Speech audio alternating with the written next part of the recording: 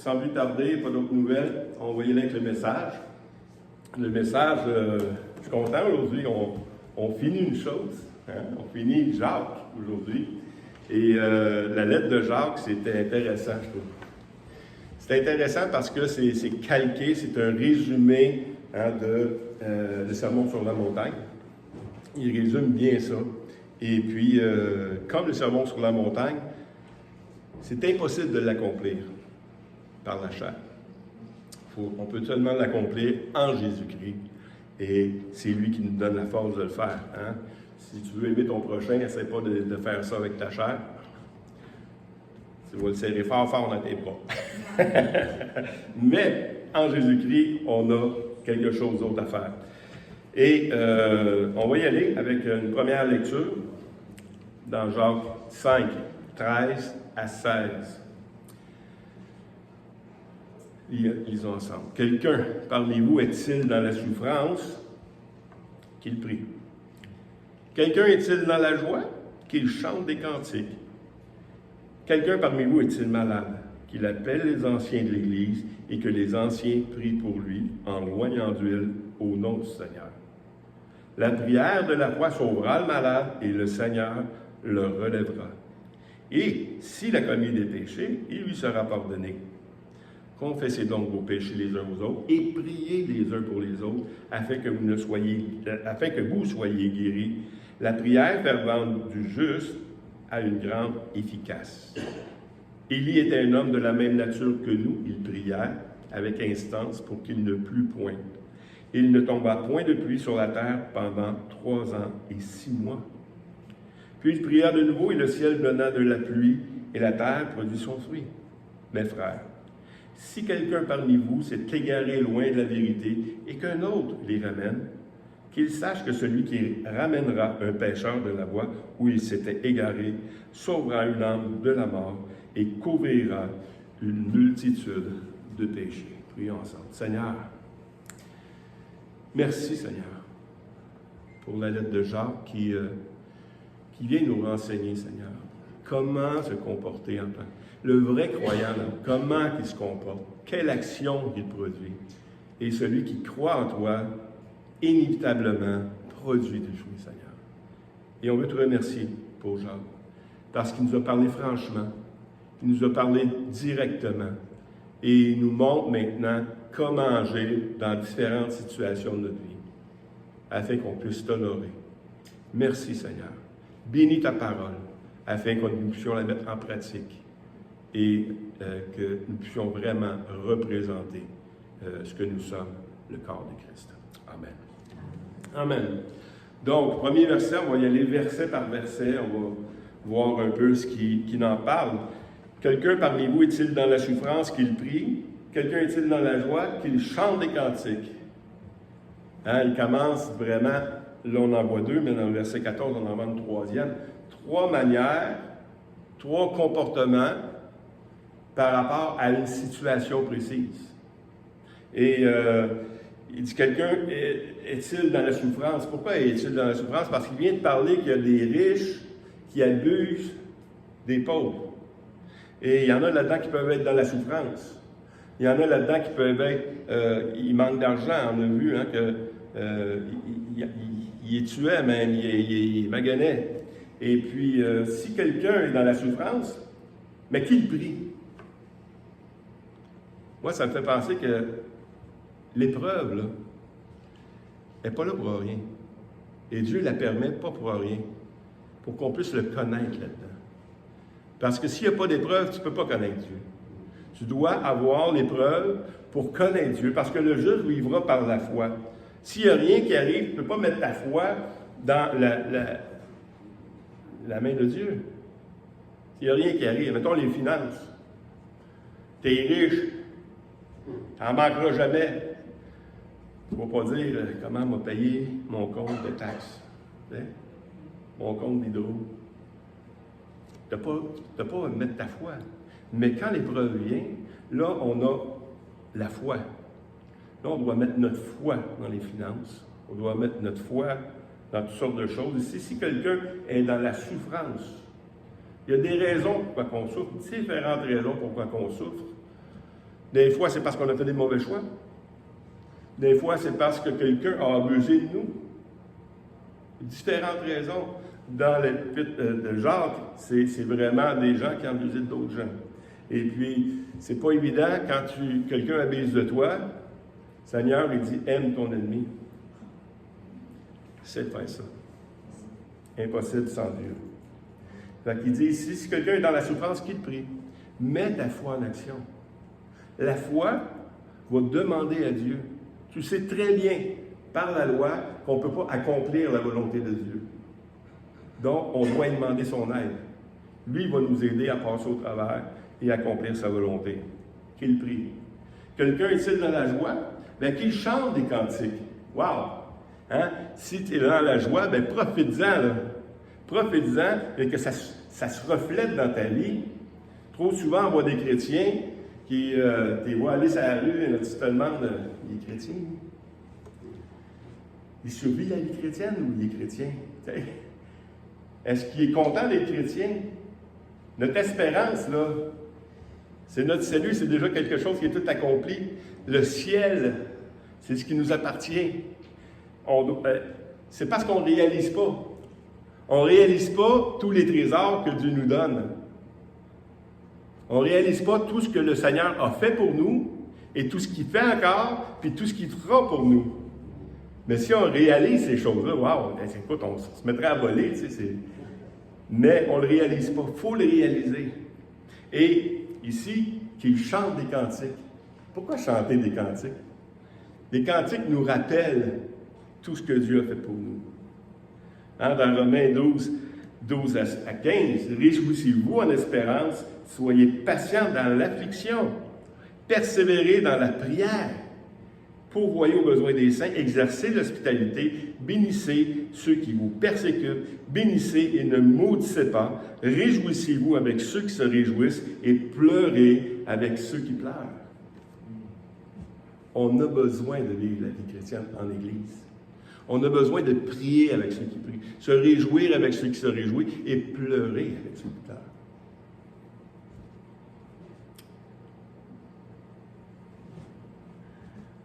Ça arrive. Éphésiens 5, 19 à 21, entretenez-vous par des psaumes, par des hymnes, des cantiques spirituels, chantant et célébrant de tout votre cœur les louanges du Seigneur. Rendez continuellement grâce pour toutes choses. Et Dieu le Père, à Dieu le Père, au nom du Seigneur Jésus, vous soumettant les uns aux autres dans la crainte de Christ. C'est tellement important, c'est des versets tellement importants de rendre continuellement grâce à Dieu pour toutes choses. Amen. Pas facile de dire amen là-dessus, là. C'est pas tout le temps le fun qu'est-ce qui arrive. Hein? Mais rendez continuellement grâce à Dieu pour toutes choses. C'est ce qui vient chercher le côté du sermon sur la montagne dans Matthieu 5, 11 à 12. Il dit, « Heureux serez-vous lorsqu'on vous outragera, quand on vous persécutera et qu'on dira faussement de vous toutes sortes de mal. À cause de moi, réjouissez-vous et soyez dans l'allégresse, parce que votre récompense sera grande dans les cieux, car c'est ainsi qu'ils ont persécuté tous les prophètes qui ont été avant vous. » Wow! Même dans l'épreuve, tu dois te réjouir. Et il dit, soyez dans pas juste vous réjouir, soyez dans l'allégresse. Parce que c'est de même qu'ils ont traité les prophètes. Votre récompense sera grande. C'est là que je dis, il faut avoir les yeux fixés sur le Seigneur, pas sur la circonstance. Pas sur la circonstance. Ça me fait penser à Paul, ça. Tu sais, quand tu te fais emprisonner, là, on a fait de l'évangélisation, on s'est fait arrêter par la police, toutes affaires de niaiserie. Mais Paul, il était mis en prison, les chaînes aux pieds, on va le lire, dans Actes 16, 23 à 26. Après qu'on les a eus chargés de coups. Déjà là. Hein? Moi, il me semble, si tu me frappes, Saint-Esprit, ça se peut qu'il se parte un petit peu. Secousse. Ils les jetèrent en prison et recommanda aux geôliers de les garder sûrement. le geôlier, ayant reçu cet ordre, les jetant dans la prison intérieure et leur mit les ceps aux pieds. Déjà, là, ça va pas bien. Ça va pas bien, là, c'est pas la joie. Mais, vers le milieu de la nuit, Paul et Silas priaient et chantaient les louanges de Dieu. Wow!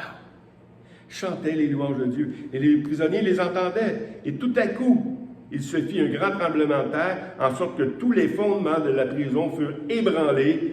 Au même instant, tous les portes s'ouvrirent et les liens de tous les prisonniers furent rompus. Il s'est passé quelque chose. Quand il y a de quoi qui vous arrive, de gros, là, vous ne savez plus quoi faire. Là. Louez le Seigneur. Il y a de quoi d'important qui va arriver. Le Seigneur va agir puissamment.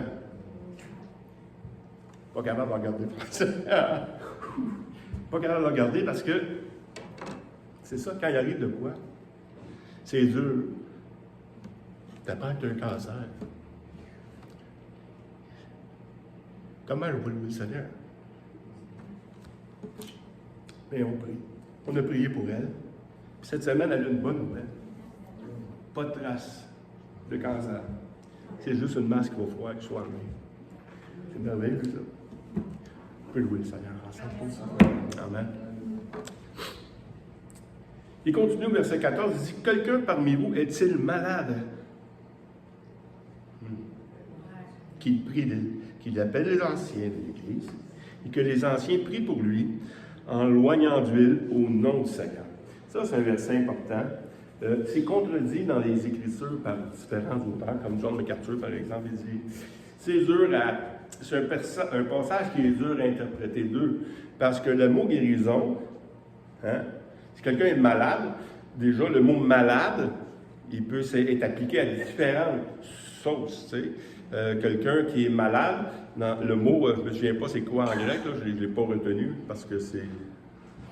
Mais être malade, ça peut être souffrant, ça peut être d'être dans le trouble, ça peut être, différentes choses. Et le mot sauver, guéri, sauver, restaurer, c'est tout le même mot. Oui, ça se peut que tu peux interpréter ça des deux manières, mais ça s'applique pareil. Les deux peuvent s'appliquer.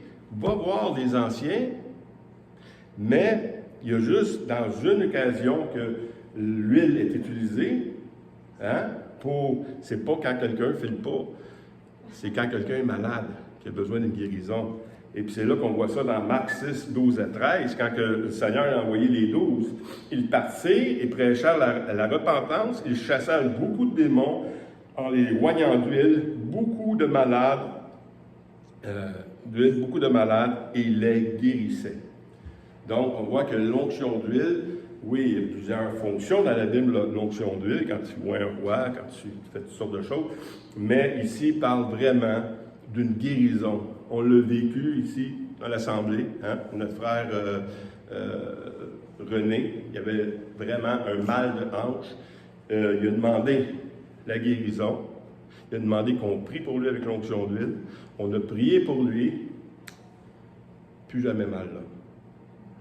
Est-ce que ça arrive tout le temps? Non. Mais le Seigneur, il dit ici, faites ça. Pourquoi on n'oublierait pas au Seigneur? Ici, il dit, si quelqu'un est malade, les pasteurs vont aller chez vous et ils vont prier pour toi. C'est pour ça qu'il dit. Il dit, si quelqu'un est malade, lui, il va appeler les anciens. Il va faire un pas de foi. Déjà, un pas de foi. Il va aller voir les anciens. Et les anciens, ils vont avoir une responsabilité. Pas parce qu'ils sont meilleurs que les autres. Pas parce qu'ils ont plus d'onction. Non. Ici, c'est parce que ces anciens-là, ils ont une fonction. Puis le Seigneur, regardez dans la parole de Dieu, le Seigneur, il bénit toujours la fonction. C'est pas à cause de l'homme, c'est à cause du mandat de l'homme.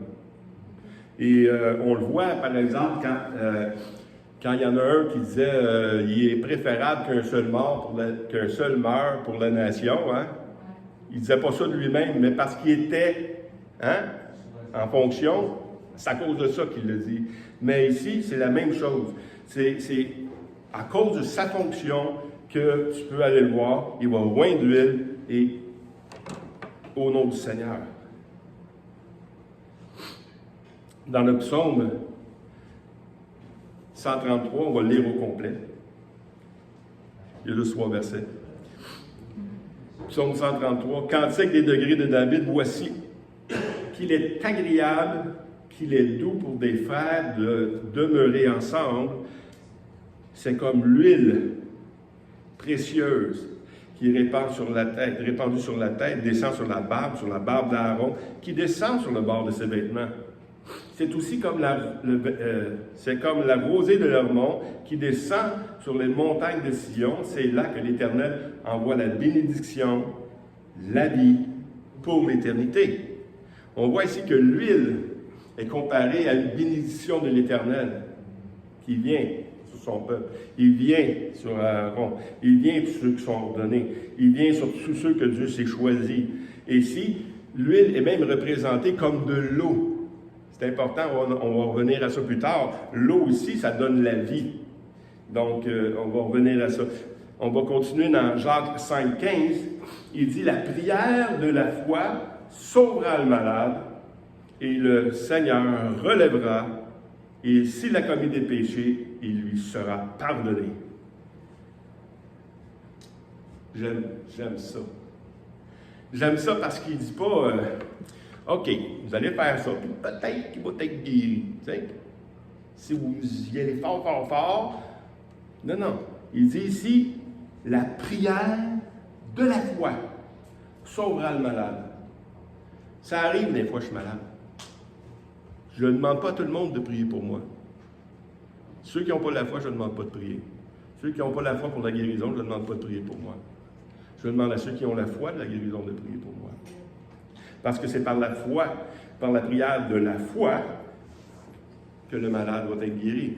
Le Seigneur, ce n'est pas celui qui prie qui va relever le gars, c'est le Seigneur le relèvera. Et s'il a commis des péchés, parce que ça se peut qu'il ait commis des péchés qui l'ont amené à sa maladie, il lui sera pardonné. Il y a des hommes comme John MacArthur, il dit non, on ne voit pas ça dans la Bible, que le péché, si tu pêches, ça t'emmène à la maladie. On voit ça partout dans la Bible. Je ne sais pas pourquoi il dit ça. On voit ça partout. On vient de le voir, même avec le repas du Seigneur, quand Paul avertit, si vous faites ça, c'est pour ça qu'il y a beaucoup d'infirmes et de malades parmi vous, à cause de ça. Il y a plein d'occasions dans la Bible. Mais est-ce que c'est toujours ça? Non, c'est pas toujours ça. On voit ici, on va voir 2 passages. Premièrement, dans Genèse 2 à 3 et le verset 7, qu'on voit, quand on parle de prière de la foi, moi je pense à Abraham. Hein? On voit comment est-ce que lui, mais on voit même dans cette situation-là quelque chose d'assez comique. Abraham disait que de Sarah, sa femme, c'est ma sœur. Abimelech, roi de Guérar, fit enlever Sarah. Alors Dieu apparut en songe à Abimelech pendant la nuit. Il lui dit, « Tu vas mourir. » Pourquoi tu vas mourir? Parce que tu as commis un péché. À cause de la femme que tu as enlevée, car elle a un mari. Ouais, mais moi je ne savais pas qu'il y avait un mari, il m'a dit que c'était sa sœur, tu sais. Mais non, tu l'as enlevé. C'est à cause que tu l'as enlevé, le péché. Verset 7, il dit, « Maintenant, rends la femme de cet homme, car il est prophète. Il est prophète. Il priera pour toi, et tu vivras. Mais si tu ne rends pas, sache que tu mourras, toi et tout ce qui t'appartient. » Et s'il a commis des péchés, tu seras pardonné. C'est ce qu'il dit. Il dit ici, l'homme de Dieu, il va prier pour toi, puis tu vivras. Sa condition. Un prophète, il va faire, et Dieu va le relever. Donc, mais, 1 Corinthiens 11:30, hein, ce passage qui dit, comme on a vu tantôt, il a commis beaucoup de malades, d'infirmes. On va aller dans Jean 9. Jean 9, 1 à 3. Jésus vit en passant un homme aveugle de naissance. Ses disciples lui firent cette question. « Rabbi, qui a péché? C'est cet homme ou ses parents pour qu'il soit né aveugle? » Jésus répondit, ce n'est pas que lui ou ses parents aient péché, mais c'est afin que les œuvres de Dieu soient manifestées en lui. Donc, la maladie, ce n'est pas toujours le péché non plus. Hein? On le voit, ce qui t'arrive, ce n'est pas les conséquences toujours des péchés. Même les amis de Job, par exemple, hein, se font fait. Non, c'est sûr que tu as péché pour qu'est-ce qui t'arrive. Tu sais, là, ça n'a aucun sens. Dieu ne réagirait pas comme ça. Dieu, il fait ce qu'il veut. Ça nous écœure, là. Mais Dieu fait ce qu'il veut. Puis il va toujours faire ce qu'il veut. C'est nous qui doit croire en lui. C'est notre Seigneur. C'est le roi. C'est le potier. C'est lui qui fait tout ce qu'il veut, avec qui qu'il veut, quand qu'il veut. Et ici, il nous montre deux choses. Oui, ça peut être le péché, mais des fois, ce n'est pas le péché. C'est pour ça qu'il dit, quand que, si il a péché, il lui sera pardonné, le Seigneur le relèvera. Donc, c'est le fun de voir ces choses-là. La prière fervente du juste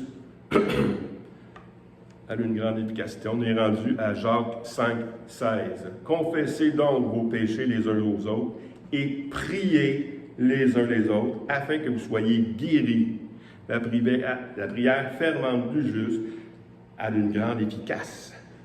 Hein, on a vu tantôt, on va voir les anciens, mais ici il dit priez les uns pour les autres. Priez les uns pour les autres parce que la prière fervente du juste a une grande efficace. Ça veut dire que c'est efficace ce qu'il va faire. Le juste, c'est qui? Qui est le juste? Si vous avez été justifié en Jésus-Christ, ou si vous ne savez pas si vous êtes juste en Jésus-Christ, vous avez manqué de bonne étude sur la justification. Mais avec la justification, on était rendu juste en Jésus-Christ.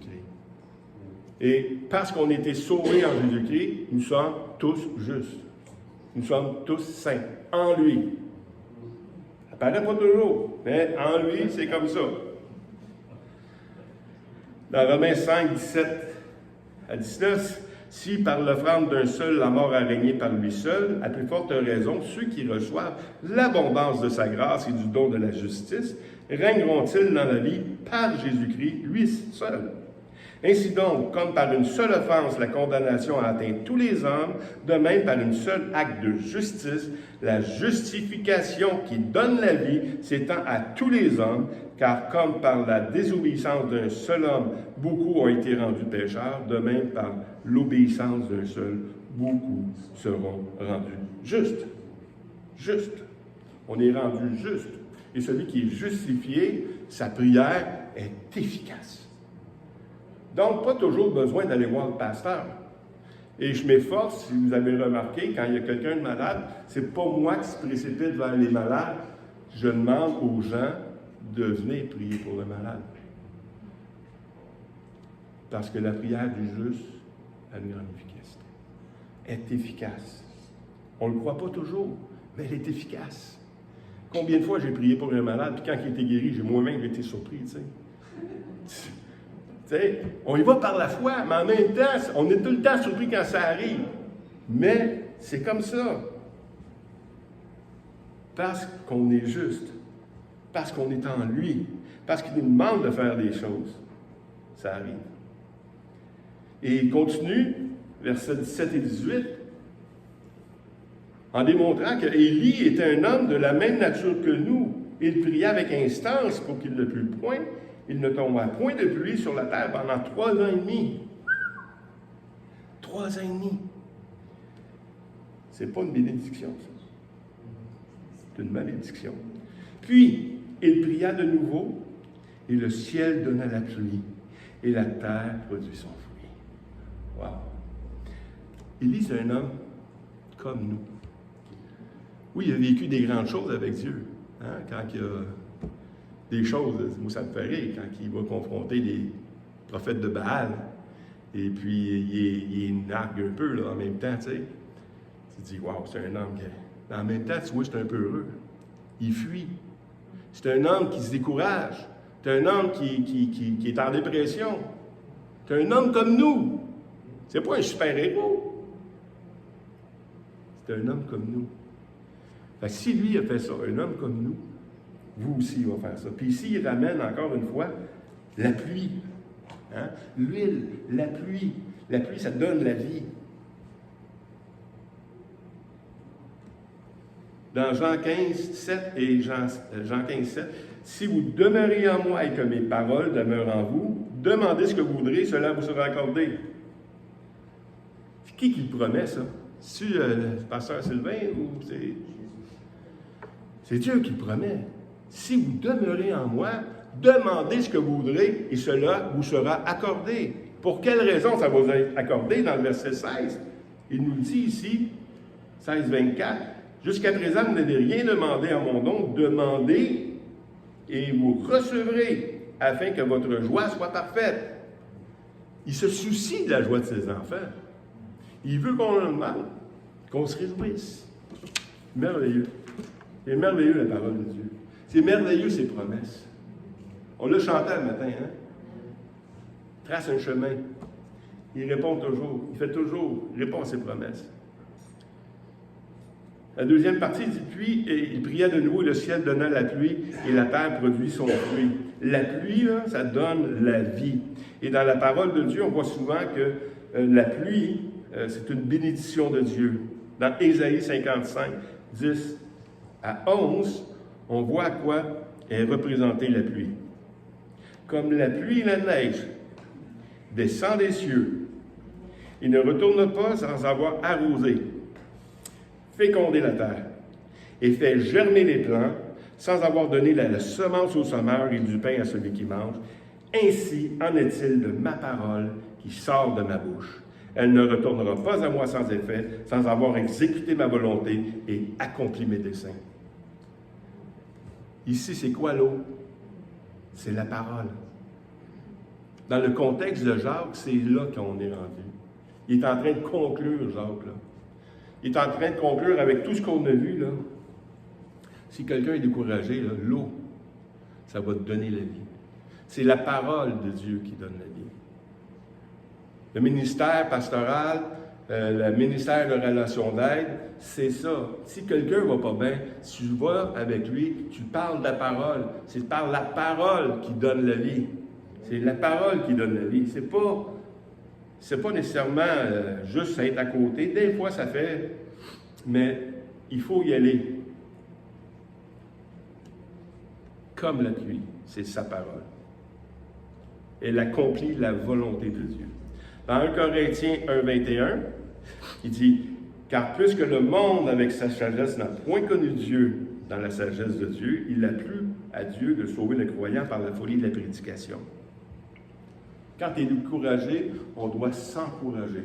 On a parlé tantôt des psaumes, des ondes, des psaumes, des hymnes, des cantiques, mais aussi la parole de Dieu. Quand on partage la parole de Dieu ensemble, on s'encourage, on se rappelle les promesses de Dieu. C'est là que le croyant est sauvé.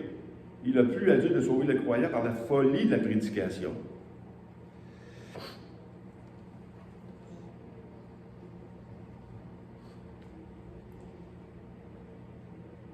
Verset 2, Timothée 3,16, « Toute écriture est inspirée de Dieu, utile pour enseigner, pour convaincre, pour corriger, pour instruire dans la justice. » Encore l'eau ici. L'eau, elle sert à quoi? Elle sert à toutes ces choses-là. Parce que des fois, on est abaissé. Qu'est-ce que Dieu fait quand quelqu'un est abaissé? Il le relève. Puis quand quelqu'un s'élève trop, qu'est-ce qui arrive? Il est abaissé. c'est... Oui. On ne veut pas aller trop haut, on ne veut pas aller trop bas, on veut juste être à la ligne, tu sais. Mais ici, c'est ça que la parole de Dieu a fait, puis c'est ça qui est intéressant. C'est pour ça qu'on appelle c'est une parole vivante. La parole de Dieu, c'est quelque chose de vivant. Avec chaque situation qu'on vit, elle vient nous travailler, elle vient nous remonter, elle vient nous abaisser aussi quelquefois. C'est important. Et on va terminer avec ce passage-là de Jacques 5, 19 à 20. Il dit, « Mais frères, si quelqu'un parmi vous s'est égaré loin de la vérité, et qu'un autre l'y ramène, qu'il sache que celui qui ramènera un pécheur de la voie qu'il sait où il s'était égaré, sauvera une âme de la mort et couvrira une multitude de péchés. » Couvrira une multitude de péchés. C'est pas que celui qui a, le chrétien qui tombe, hein, il va perdre son salut. Il ne parle pas de ça par petit. Il est en train de dire que celui qui s'est égaré, Ça veut dire qu'il y a toutes sortes d'enseignements. Hein? Paul, on voit Paul avec Galate, dans toutes les lettres, c'est toutes des lettres qui rappellent « Oh, tu t'es égaré, tu es allé trop loin. » Attention. Et puis tu ramènes. Mais c'est encore là la difficulté de sauver. Hein? Le mot « sauver », c'est pas juste concernant ceux qui n'étaient pas sauvés et ceux qui sont sauvés. Ça veut dire que ceux qui étaient égarés également, ceux qui sont abattus, ils ont besoin d'être sauvés, restaurés. C'est le conflit des mots un peu ici, mais c'est la même chose. Celui qui ramènera un pécheur de la voie qui s'est égaré sauvera une âme de la mort et couvrira une multitude. Le mot couvrir ici, c'est le même mot. Hein? Jésus nous couvrir. Ça veut dire couvrir, c'est qu'il n'y a plus rien qui va paraître. Il y a une différence. Je vais te poser la question parce que c'est couvrir. On peut-tu couvrir les péchés? Tu sais, Jésus enlève le péché, ôte le péché, hein? Mais il couvre également.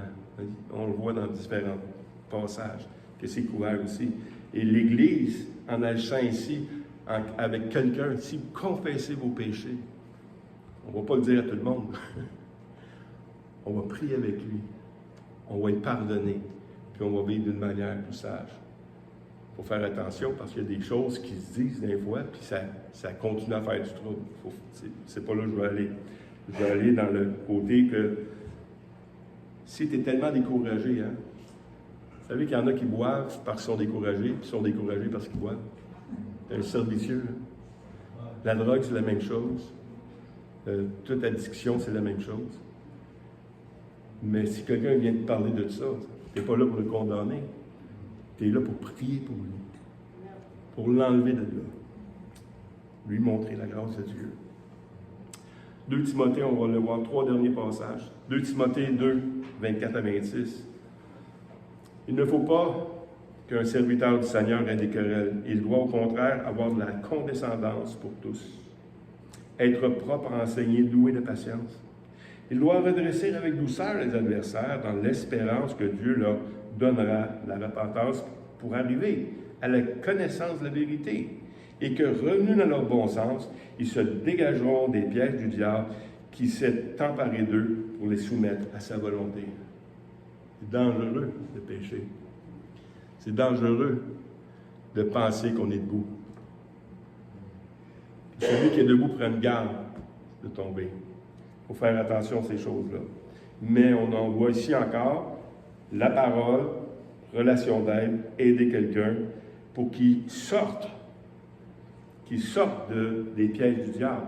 Dans 1 Pierre 4, 7 à 8, il dit « La fin de toute chose est proche », la fin du discours aussi. « Mais soyez donc sages et sobres pour vaquer à la prière. » Il dit un mot, il dit « Avant tout, ayez les uns les autres une ardente charité, car la charité couvre une multitude de péchés. » C'est la même chose. C'est le même message. La charité couvre une multitude de péchés. Et comme pour moi, le livre de Jacques, c'est le livre de sagesse, dans Proverbe 12, 11, c'est-à-dire Proverbe 10, 11 à 12, la bouche du juste est une source de vie. Mais la violence couvre la bouche des méchants. La haine excite des querelles, mais l'amour couvre toutes les fautes. C'est ça la sagesse. On a besoin de s'encourager les uns les autres. Pas se taper sa tête. C'est vrai que des fois, on a besoin de brasser un petit peu plus fort. Hein? Moi, je suis plus cette tendance-là, dans le sens à recevoir. J'aime recevoir une parole claire. J'aime mieux ça que petit à petit, tu sais. Moi, donne-moi un bon coup de pied dans le derrière, là, ça va faire mon affaire comme ça. Ça va être fini, tu sais. On va faire droite à droite. C'est ce que je demande au Seigneur. Mais, comme on est tous différents, il y en a qui ont besoin d'une petite tape dans le dos. Puis il y en a besoin qui ont besoin d'un petit coup de pied. On est tous différents, mais Dieu agit avec nous selon nos besoins et nos capacités de recevoir également. Et c'est ce que Jacques fait aussi dans toute la lettre. Et on ne peut pas avoir n'importe quel comportement en tant que chrétien.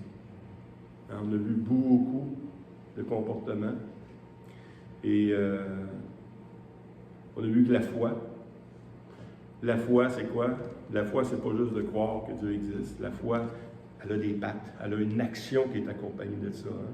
On a des sœurs qui se font baptiser aujourd'hui, mais ils se font baptiser à cause d'un acte de foi. Parce qu'ils ont cru, ils vont agir. Il y a un comportement qui va à ceux qui croient également. Notre langue, on peut faire attention à ce qu'on dit de toutes sortes de manières. Il faut faire attention à nos relations les uns avec les autres, de ne pas se juger, hein, juger le pauvre. Hein? Si quelqu'un va parmi vous qui a un habit, puis l'autre, il est pauvre, tu sais. De distinction, on a parlé de ça également. On a parlé de plein de différences de même. Et c'est important. S'il en parle, c'est parce que c'est important. Et le Seigneur veut se glorifier à travers son Église, et son Église va être glorifiée parce qu'elle a entendu la vérité. Et quand tu entends la vérité, tu la mets en pratique. Et c'est là que le Seigneur glorifie. Amen. Amen. C'est ainsi que se conclut la lettre de Jacques. Merci Seigneur.